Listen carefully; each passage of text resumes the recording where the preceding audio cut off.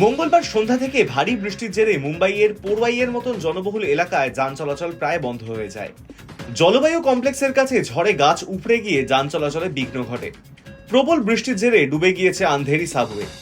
শেষমেশ ড্রেনেজ মেশিনের মাধ্যমে জল নিষ্কাশনের জন্য ঘটনাস্থলে পৌঁছয় পুরসভার একটি দল। পুনেতেও দেখা গিয়েছে একই রকম দৃশ্য। সেখানে জল জমে গিয়েছে বিমানবন্দরেও। স্থানীয় বাসিন্দাদের দাবি, অপরিষ্কার ড্রেন থেকেই জল উপচে রাস্তা ভেসে গিয়েছে। থানে জেলার মীরা ভাইন্দার, রত্নগিরি জেলার ভেরভালি এবং ভিলাভারে স্টেশনের মাঝে প্রবল বজ্রপাত ও ভূমিধসের খবর পাওয়া গিয়েছে, যার জেরে সন্ধ্যায় কোঙ্কণ রেলওয়ের পরিষেবা ব্যাহত হয়। ট্রেন চলাচল সাময়িকভাবে বন্ধ হয়ে যায়। কোঙ্কণ রেলওয়ের এক মুখপাত্র জানিয়েছেন, উপকূলীয় কোঙ্কণ এবং গোয়া অঞ্চলে ভারী বৃষ্টিপাত চলাকালীন ধস নেমে সন্ধ্যা 6:30টার দিকে রেল লাইনের ওপর একটি ভারী পাথর এসে পড়ে যায়, যার ফলে মহারাষ্ট্র, গোয়া এবং কর্ণাটকের সংযোগকারী প্রায় 741 কিলোমিটার দীর্ঘ রুটে রেল চলাচল ব্যাহত হয়।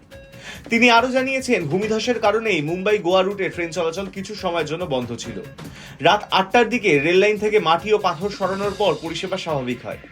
মুম্বাইয়ের আঞ্চলিক আবহাওয়া দপ্তর জানিয়েছে, কর্ণাটক উপকূলের অদূরে পূর্ব মধ্য আরব সাগরে একটি ঘূর্ণিঝড় দানা বেঁধেছে, যে কারণে বুধবার থেকেই শনিবার পর্যন্ত মহারাষ্ট্রের বিস্তীর্ণ অংশে বজ্রবিদ্যুৎ সহ ঝড় বৃষ্টি চলবে। বেশিরভাগ এলাকাতেই ভারী বৃষ্টিপাতের সম্ভাবনা রয়েছে। কোথাও কোথাও বৃষ্টির সঙ্গে ঘন্টায় 30 থেকে 40 কিলোমিটার বেগে ঝোড়ো হাওয়া বইবে। বুধবার পুনে, রত্নগিরি, সিন্ধুদুর্গ, অহিল্যানগর, কোলাপুর, বিড, সোলাপুর, ধারশিব এবং ছত্রপতি সম্ভাজি নগরে অতি ভারী বৃষ্টির কমলা সতর্কতা জারি হয়েছে। হলুদ সতর্কতা জারি হয়েছে মুম্বাই, পালঘর, থানে, রায়গড়, ধুলে, নন্দুরবার, জলগাঁও, নাসিক, সাঁতরা, সাংলি, জালনা, অমরাবতী এবং ভান্ডারায়। High news network.